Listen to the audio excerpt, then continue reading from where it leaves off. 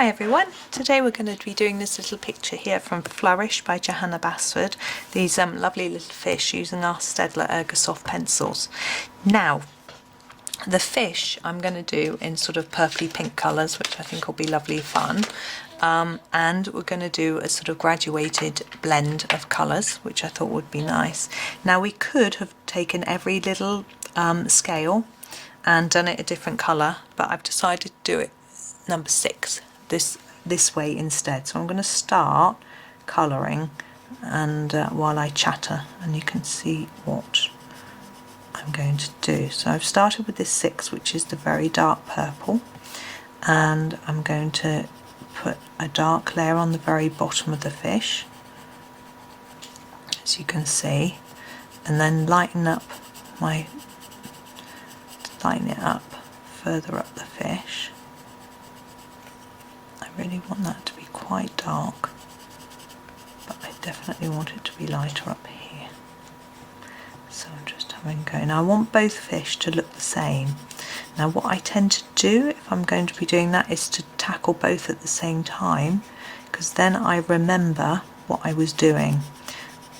I've made the mistake before of colouring in one item and then fully, and then decide I want another one like it, and I just can't remember what I did, so that isn't much help. So I just do them at the same time. That would be a tip for you. Another way to do it is to write down what you're doing, which helps you to remember, but I'm a bit lazy, I guess. I can't be bothered with that. Number 62, I just like to go in there and get on with it. So you can see this is a very nice easy way to fade out this purple, to pop this lighter one near it. Just moving up the fish, making sure we don't go over the top of that little plant.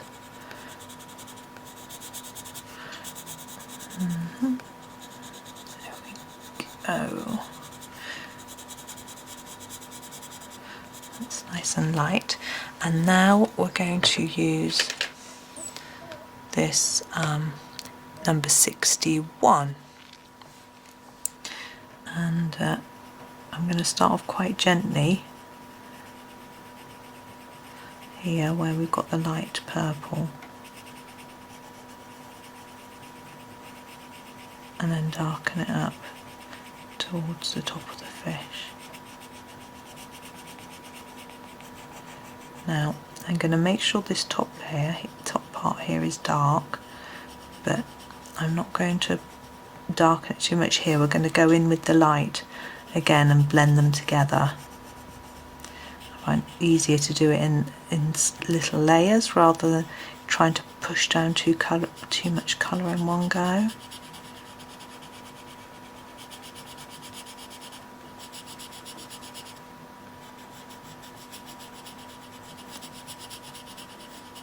So we've done it quite gently, but I want it to be more vibrant, so I'm going to go over with the light colour again, which is the 62, in the middle where they cross over. I'm going to press a bit harder this time to blend the two colours together, particularly there. There we go. And the same here.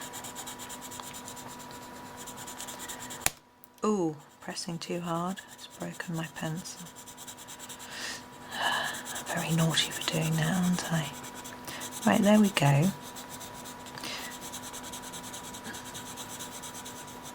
There he is, nice and vibrant now.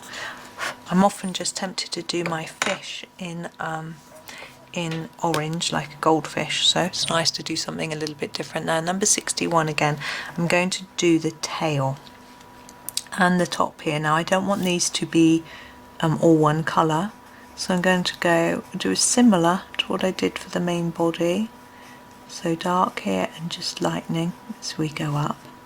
Now that fin I'm not going to do in this colour because it's near this colour in the fish. I'm going to try and have some contrast, and then lighter as we go up. Then we're going to use the light purple again, number 62, to blend in to there. And the little fin I'm actually going to do with the dark purple, so with the number 6, and I'm just going to do the whole thing same colour, quite a dark colour to make it stand out. There we go, there are 2 fish. Now we've got all the plants and things to do. Now, because I've used these quite cold colours for the fish, I'm going to do cold colour for the rocks, so I'm going to do the rocks in greys. So I'm going to do that next. So number 8. So I'm going to start with the dark grey and do a layer all the way around and then gently bring it in towards the middle. I'm going to do this the same on every single one. So dark around the edge and then a bit lighter.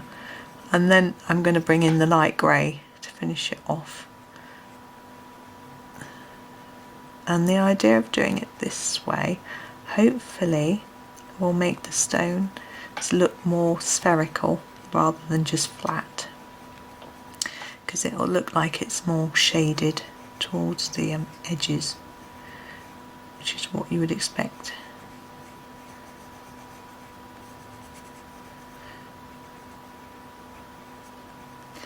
I'll just go through them all.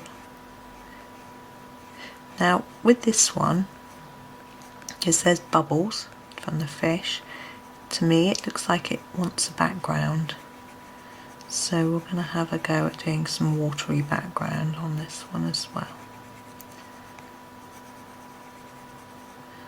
Now as you can see with these larger rocks, I'm putting more dark on the bottom. And I think it would be more shadowy towards the bottom of the rock rather than at the top. But with the small ones there's not a lot of space, so I haven't worried so much about doing it with them. But with the bigger ones, that's what I'm doing. See, these are just too small. Just go around the edge. Whereas this one's a bit bigger, so once I've been around the edge, I put a little bit all around, but put a bit more at the bottom. This one's a bit too small, and this one's overlapping, so it's a bit more complicated, so I should just go around the edge. Same with this one. More under there. Last one. Okay, I'm just checking I've done them all, which I have, and then I'm going to get the light grey, which is number 80, and just do the rest. But I'm going to leave a, oh gosh, I'm too heavy-handed today. I'm going to leave a slightly white bit in the middle to make it look as if it's just catching the light. I know we don't get a lot of light underwater, but if it was realistic we wouldn't be able to really see anything much, would we? Okay, so again, so I'm using a harder pressure around the outside and then lighter towards the centre, so it leaves this tiny little white area. Now you could then blend that in with a white pencil, or just leave it as it is. It depends. If you're not happy with the amount of white and you think you'd like a bit more, then you could use a white pencil. It would lighten it up a little bit. Some people find the white Ergosoft is not that good, but it can work. But you have to apply quite a lot of pressure to it. As you can see, I'm just doing exactly the same with every single little stone. Now you could do them all different colours. If you've got, you could do them different shades of grey, but with the Ergosoft we don't have lots of different shades. You could add some browns in there to make them look a bit different, or you could do them different shades of brown if you prefer. There we go. I'm going to get a white so I can show you what you can do. So take let's see, is there one that's a bit dark? So the white, sorry, it's number 0. So I'm thinking, maybe this one's a bit dark in the middle, so you can apply a little bit of white. I thought we'd do that. Let's just add a bit of lighter to touch in the middle. Right, we have the reeds. Now there's sort of long bits that look like grass, and we have the rounder bits. Now I'm going to go with quite a dark green, number 38, and with these I'm actually just going to do them all one colour. You could do it several, but because it's a small picture, I just want to keep it nice and simple. Do them all the same colour. You could do them different colours, but I don't want there to be lots and lots of different colours in this picture. Now, thinking ahead as I just gently colour in these, the background. So we want it to look like under the sea, and we've got a selection of blues that we could choose from. Now, we could choose a dark blue and go at it quite gently, make it look quite dark in the background, or we could choose more of the sort of turquoisey blues, greeny blues.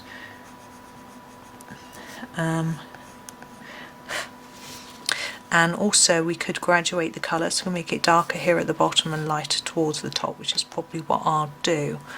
But we've just got to look at these little ones and think about what to do with those.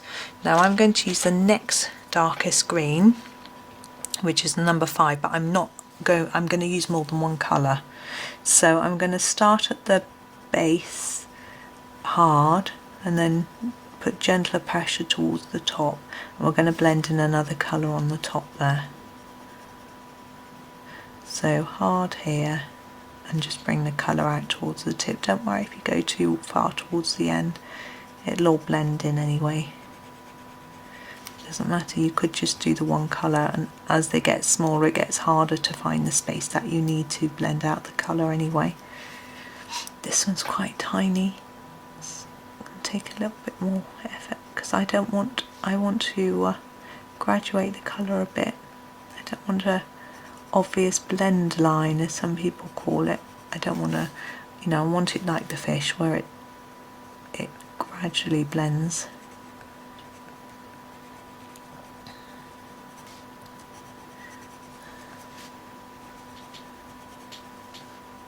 So all the same all across. You could again do these different colours if you wanted to. I'm deciding to just keep it a more limited colour palette. Sometimes I think lots of colours can look a bit too random. Sometimes it can look absolutely beautiful. But when I try it, it often looks random. There we go, so I'm happy with that amount of green for those. And what I'm going to do is go with this green, which is number 56, which is more of a yellowy green, and I'm going to go in quite hard across the whole of the leaf to bring it in and blend it all together.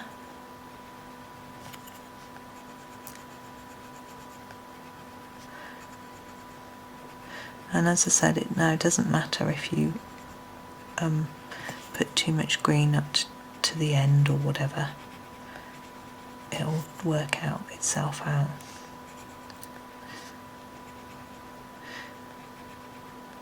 Now, people asking about backgrounds often ask, background first or last? It's a great question. And I would say either or both. Now, if you're doing a plain background, let's say you've got a black Posca pen and just whacked in the background, it can get quite boring, to be quite fair, doing the same thing all the time. I find intense pen work actually hurts my hand as well. With the pencil, I'm changing colour, so I lift my hand up off the page. With a pen, you're just going at it forever, and I find that it actually makes my hand ache. I'm going to start with this blue, number 63, for the bottom. So it can be better to do it as you go along rather than doing it all in one go. So I'm doing a darker bit nearer the bottom and then graduating and lightening it up towards the top. That's because I'm going to go in with a different colour, blue, after. So my answer would be what suits you. But what I also find is that if I do the background first, I might find I've missed a bit, so I haven't gone close enough to this rock or that leaf or whatever. And then when I've done the leaves, I've got to go back in and correct those bits of background that I didn't do, and that can be slightly tiresome. So especially if haven't got a solid colour, because then you've got to try and remember what colour you use. So sometimes it can be better to go in last. If you're using a Posca pen, as I mentioned before, I find that it's very easy to colour over the top of them, which can be great. I've done some backgrounds where I've done a pen and then coloured over, but if you accidentally go out the lines and colour over the top of it, then you've got to go back and correct that after and tidy it up. So there's that possible problem. But if you leave your background till last and you haven't decided what is going to be like, what colour, you might end up doing so many different colours in your picture that you haven't got one left to do your background of. So that's quite difficult as well. So I think always plan it first, but don't always necessarily do it first. That would be my advice. Right, I've done enough of this colour for now. I'm just going to put it to the side, and I'm going to go with a slightly more turquoisey colour, which is a number 35. And I'm going to go over the top of this colour that I've already done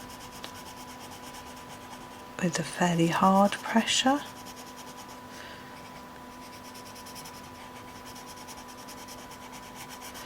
And then take it more gently up towards the top. Now with this, because it's not I'm going to take just a little bit around the edge of each leaf.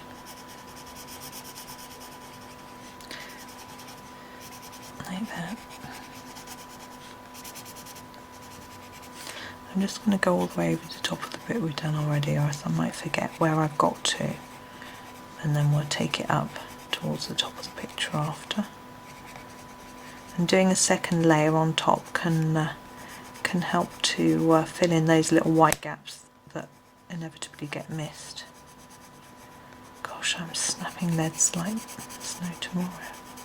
Okay, so now I'm going to make my way up the picture.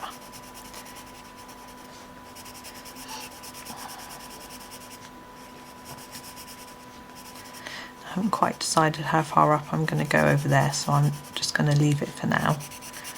Now these little bubbles I'm going to leave white, but I will be using a gel pen to emphasize them, so it won't matter if I go over them a little bit. Obviously if you haven't got a white gel pen, then you'll just leave them white, but I'm lucky and I do have one, so I will use it in a minute and show you.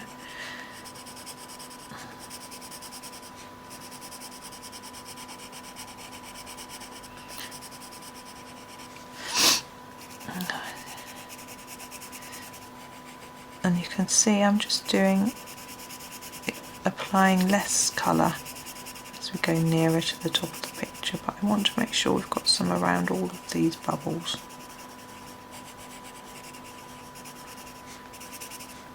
And of course all the way over the top of the fish and around this grass or whatever it is. Seagrass, I want to say.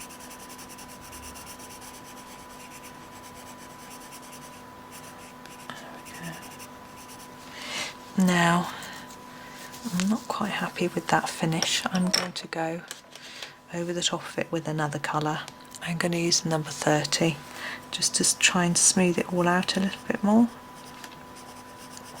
I'm going to go down there as well. This is the lightest blue that we have in the Ergosoft set. Oh, looks like I missed that bit completely. And hopefully just help this background to come together. And it's quite nice because you can get a lighter colour, so I can press a little bit harder to tidy it up and fill in these gaps.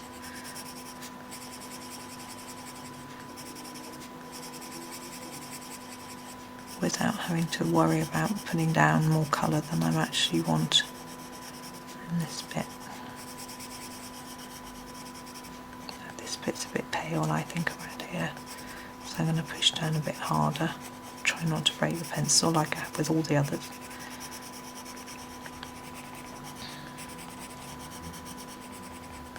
What I really like about these little pictures is that they're so versatile. You could use some editing software, snip one out, make it a little bit bigger and use it as a part of a greetings card, or just keep them small and have some fun with them, make them into gift tags, things like that. I think it's really lovely. Or you can just keep them on the page, you could frame them, which is the joy of printing things out. Okay, now I'm happy with that, and I'm going to get my white pen.